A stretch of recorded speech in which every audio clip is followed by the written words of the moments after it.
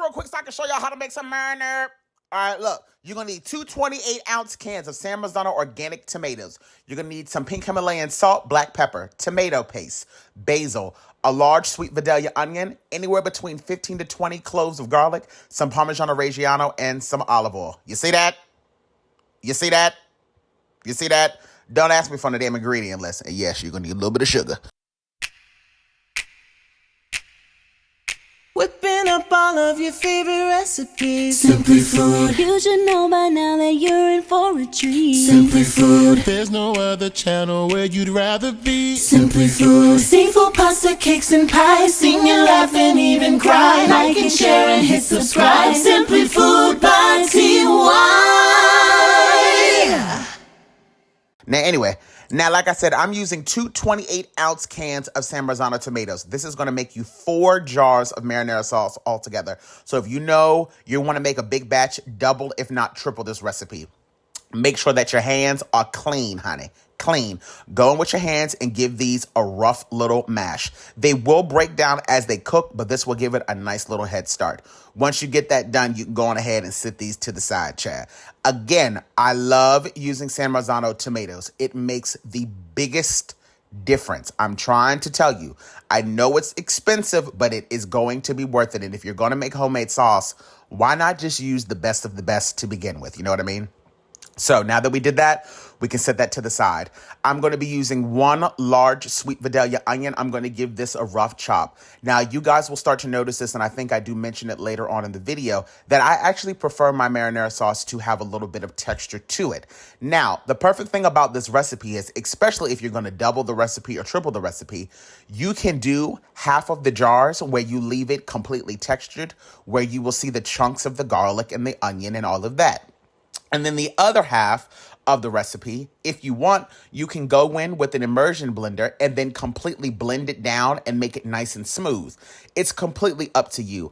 I prefer to have the texture whether I'm using it as just a dipping marinara sauce, or even if I'm going to put it on pizza. I like the texture, but it's completely fine if you decide to, kind of blend it down a little bit. I just say if you do blend it down, just don't go overboard. You don't want to overly liquefied, if that makes sense.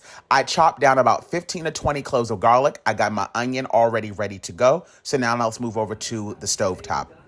In my Dutch oven, I'm adding in roughly about 2 to 3 tablespoons of olive oil. I'm going to go in and I'm going to cook off my onions. Now, I don't know what the real reason is, but I was always told by all my Italian friends, anytime that you will make a tomato sauce, don't you ever put no metal spoon inside of your pot of your tomatoes. I think it does something to the acidity of the tomatoes. I don't know, child. I just listen to what they say because they know what they're doing. I use a lot of basil in my recipe. You can use as much or as little as you would like. I would definitely say that I definitely use both of those containers of the basil. I also like to add in the rind of the Parmigiano Reggiano to my sauce. I just think it adds great flavor to it. If you can't have cheese or if you don't want cheese, don't add it in. But to me, it does add a lot of flavor. Now that my onions are starting to cook down, I'm going to go on ahead and I'm going to add in that delicious garlic. You don't want to add in the garlic too soon because you don't want your garlic to burn, so just be mindful of that. The thing about tomato sauce is that, yes, it takes 2 hours altogether for it to cook, but this isn't really like a complicated or a long thing, you guys. So just, take your time. Don't rush any of these steps, especially what you see me doing right now. I just added in about a tablespoon of tomato paste. It is very important. Please make sure that you cook off the tomato paste for roughly about 1 to 2 minutes. And also just make sure that your stovetop isn't up too high. You don't want any of this to burn. But by cooking off that tomato paste, it'll kind of get rid of that bitter tomato flavor. You know what I mean? So don't skip that step. I add in a half a teaspoon of crushed red pepper flakes. For me, that is more than enough. It is already going to give it a little bit of spice, but not too much. So don't get out of control with that. Now we can go on ahead and we can add in our delicious crushed tomatoes. And again, as I said, these will break down a little bit more as they cook. As far as water is concerned, I will say that I probably added in no more than 1 cup altogether. I do not measure that. I add in just enough water in each of the cans just to kind of clear out some of that extra tomato juice, okay? Give this a nice little mix. Now, in regards to the sugar, you can add upwards of 1 tablespoon. Do not get out of control adding in too much damn sugar, okay, y'all? Add in your basil. Again, you can add in as much or as little as you would like. I love a lot of basil in my sauce. That's just what I prefer. Give that a good mix. And then now is around the time we're going to go on ahead and we're going to start to add in the salt and pepper and also the rind from that Parmigiano Reggiano. Now remember, as this cooks, the flavor will develop, which is the reason why you don't want to rush the cooking process.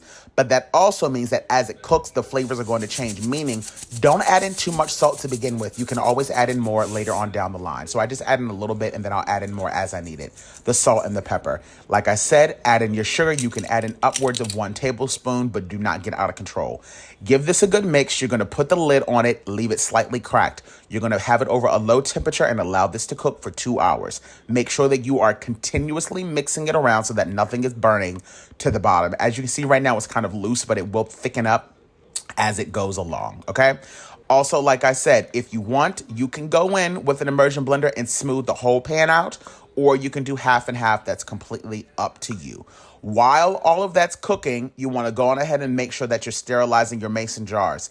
Now, again, I'm not going to be canning these because canning is, I'm not about that life. Now, maybe eventually one day I might try to learn how to do it. That's just not for me. But I do still make sure that I sterilize these. So these were put in boiling hot water, sterilize the lids, all of that type of stuff. And this particular recipe will last you in the fridge for upwards of 7 days. Now, of course, if you can it could last you over a year. But again, I don't do that. And because I'm making this batch to make all the pizzas for you guys, this sauce is going to be gone in a couple of days anyway. So that's the reason why I wasn't worrying about canning it, okay?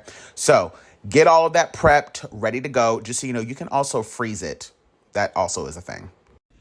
The sauce is absolutely done. As you can see, it looks absolutely beautiful.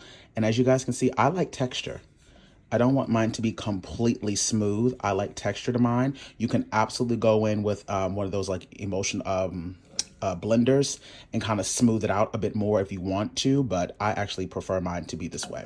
So now I'm going to transfer these over to the jars and let's see how many jars we're able to get out of this batch of sauce. So like I said, this particular recipe, I was able to get 4 of these jars. Again, if you are a person that loves spaghetti, if you're a person that loves pizza or garlic cheese bread, or if you're someone that, you know, loves mozzarella sticks, honestly, any recipe that requires marinara sauce for either dipping or to spread on, I'm trying to tell you, this is the recipe to follow. So if you know you like a lot of sauce, double this recipe, triple this recipe. I will say that this will last in the fridge for upwards of 7 days if you're not canning it. If you're canning it, of course, well, it could last over a year. But you know, that's just, I'm not canning it. And also because I'm making pizzas, these are going to be gone really, really quickly. But yeah, this marinara sauce is just absolutely killer. And for those of you that don't like dairy or can't have dairy, you do not have to add in the Parmigiano Reggiano rind if you can't have that. It's completely up to you. I'm just going in now, cleaning up the tops, and I'm going to put the lid on them. I'm going to allow these to sit on the counter until they are fully cool, because remind you, these are piping hot. Wait till they become completely room temperature, and then I'm going to put them in the fridge until I'm ready to use them. But overall, y'all, when I tell you, this marinara sauce is out of this world. So every pizza video you guys see me using, you know, going forward, every pizza video you guys see me making going forward, it's going to be this sauce. So you can always just come back to this video if you guys need to know how to make a new batch or whatever the case may be, chat. Because let me tell you something. The sauce is just, it really is a game changer. If you're going to take the time to make homemade sauce, just make my recipe, chat. Bye.